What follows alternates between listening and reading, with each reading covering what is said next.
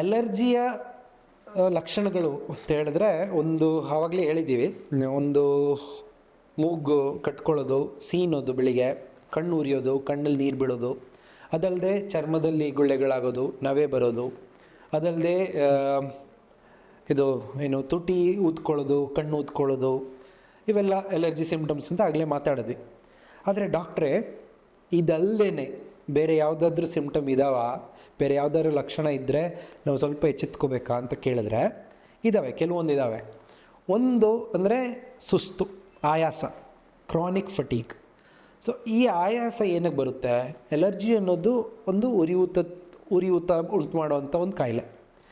Continuous ಆಗಿ inflammation ಅಥವಾ ಉರಿಯೂತ ದೇಹದಲ್ಲಿ ಇತ್ತು ಅಂತ ಹೇಳಿದ್ರೆ ಆಯಾಸ ಆಗೋದು ಸಹಜ. ಇನ್ನೊಂದು ಅಂದರೆ ಎಲರ್ಜಿಯಿಂದ ರಾತ್ರಿ ನಿದ್ದೆ ಕೆಟ್ಟಿರುತ್ತೆ, ಅದರಿಂದನೂ ತುಂಬ ಆಯಾಸ ಆಗುತ್ತೆ. ಸೆಕೆಂಡ್ ಸಿಂಪ್ಟಮ್ ಅಥವಾ ಎರಡನೇ ಲಕ್ಷಣ ಅಂದರೆ ಪದೇ ಪದೇ ಸೈನಸ್ ಪ್ರಾಬ್ಲಮ್ ಆಗೋದು. ಸೈನಸ್ ಇನ್ಫೆಕ್ಷನ್ ಆಯಿತು ಡಾಕ್ಟ್ರೆ, ನಂಗೆ ಸೈನಸೈಟಿಸ್ ಆಯ್ತು ಡಾಕ್ಟ್ರೆ, ಮೂಗು ಕಟ್ಕೊಳ್ಳೋದು, ಸೈನಸ್ ಇನ್ಫೆಕ್ಷನ್ ಆಗ್ತಾಯಿದೆ ಅಂತ ಹೇಳಿದ್ರೆ, ಅಥವಾ ಮೂಗಲ್ಲಿ ಪಾಲಿಪ್ ಏನೋ ಗೆಡ್ಡೆ ಬೆಳೀತಿತ್ತು ಅದನ್ನ ತೆಗೆದಿದ್ದಾರೆ ಅಂತ ಹೇಳಿದ್ರೆ, ಇವೆಲ್ಲನೂ ಹೇಳಿದ್ರೆ ಇದು ಒಂದು ಎಲರ್ಜಿಯ ಚಿಹ್ನೆ ಅಥವಾ ಎಲರ್ಜಿಯ ಲಕ್ಷಣ ಇರ್ಬೋದು. ಮೂರನೇದು ಅಂತ ಹೇಳಿದ್ರೆ ಒಂದು ವಿಚಿತ್ರವಾದ ಸಿಂಪ್ಟಮ್, ಇದು ವಿಚಿತ್ರವಾದ ಲಕ್ಷಣ.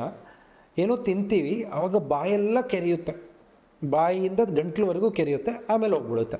ಇದಕ್ಕೆ ಓರಲ್ ಎಲರ್ಜಿ ಅಂತೀವಿ. ನಾವೇನೋ ತಿಂದಿರ್ತೀವಿ, ಅದು ಬಾಯಲ್ಲೆಲ್ಲ ಕೆರೆಸುತ್ತೆ. ಸೊ ಇದಕ್ಕೆ ಓರಲ್ ಎಲರ್ಜಿ ಅಂತೀವಿ. ಲಾಸ್ಟ್ ಸ್ವಲ್ಪ ಕಾಮನ್ ಅಂತ ಹೇಳಿದ್ರೆ ಏನು ಅಂದರೆ ಮಲ್ಕೊಂಡಾಗ ಕೆಮ್ಮು ಬರೋದು ತುಂಬ.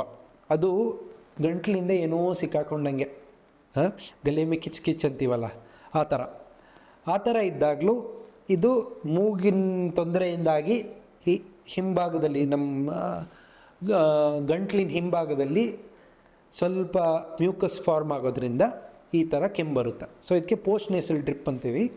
ಸೊ ಈ ಥರ ಕೆಮ್ಮು ಬಂದ್ರೂ ರಾತ್ರಿ ಹೊತ್ತು ಅದು ಒಂದು ಎಲರ್ಜಿ ಸಿಂಪ್ಟಮ್ ಇರ್ಬೋದು.